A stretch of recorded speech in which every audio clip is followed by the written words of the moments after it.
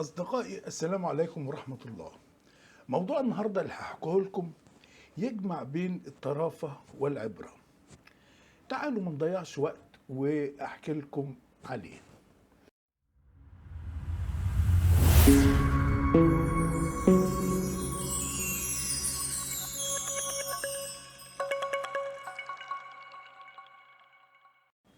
في كل عصر من العصور كانت تشتهر مغنية تتمتع بجمال الصوت والقبول عند الناس، فيكثر مدحها ويطلق عليها معجبيها ألقابا تعكس أهم صفاتها. وهنا كانت قصة هيفاء، المطربة الأولى في العصر المملوكي.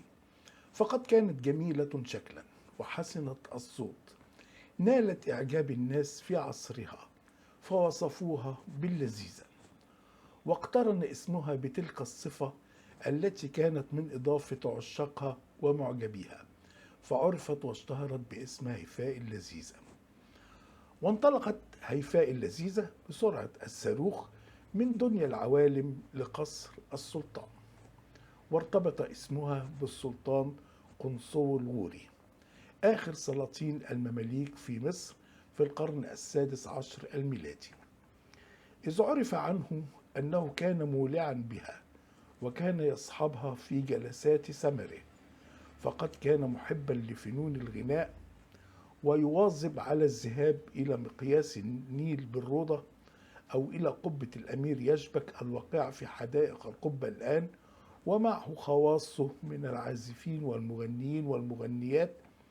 وخلال تلك الجولات كان يحرص على اصطحاب المطربة هيفاء دون غيرها، وبسبب إعجابه الشديد بها فقد عينها رئيسة للمغنيات.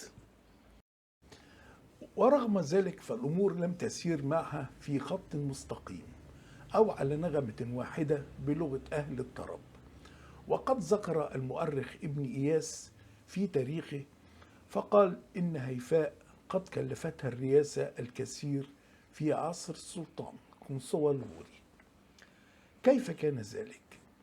فعندما نتتبع قصتها نجد أنها رغم ارتفاعها وصعودها السريع من قاع دنيا العوالم لتعتلي القمة فتصبح مطربة الحضرة السلطانية، وبدلا من أن تقنع وتحمد المولى على ما وصلت إليه وحققته من شهرة ومجد وثروة كبيرة وعطايا وهبات من السلطان، لا، شافت إن كل ده مش كفاية، فقد أصابها النهم والجشع، فساءت استغلال مكانتها الكبيرة عند السلطان الغوري، فاتبعت وسائل النصب والاحتيال على الآخرين، فاتسعت ثروتها وتضخمت بصورة كبيرة مبالغ فيها، فأصبحت تمتلك أموالا وأراضي شاسعة، كما كثرت دعاوي نصب واحتيال أقيمت ضدها من قبل آخرين.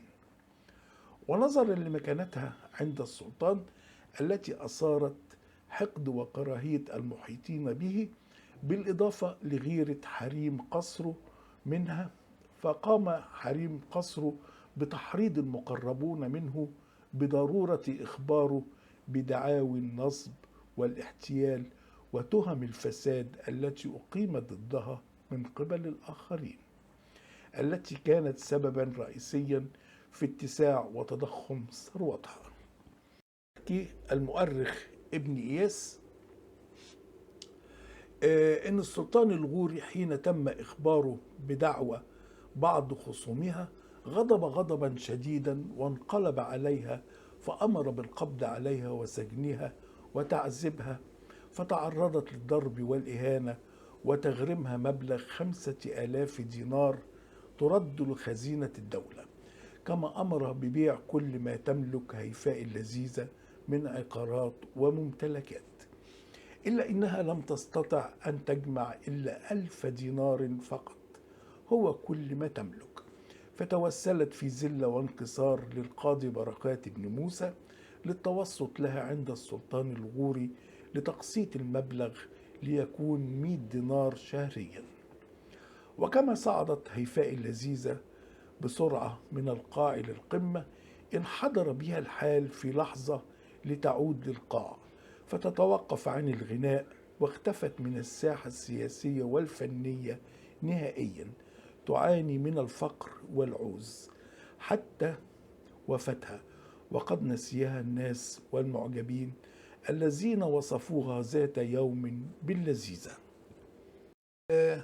والعبرة من تلك القصة واضحة تماما وليست في حاجة إلى مزيد من الإيضاح، فهي حال بعض الناس الذين لا يقنعون بما حققوه وهو ليس بالقليل، وبدلا من أن يشعروا بالشبع والقناعة والرضا يصيبهم النهم والجشع والرغبة في المزيد، فيتبعوا الطرق الملتوية ويسيروا في ظلماتها.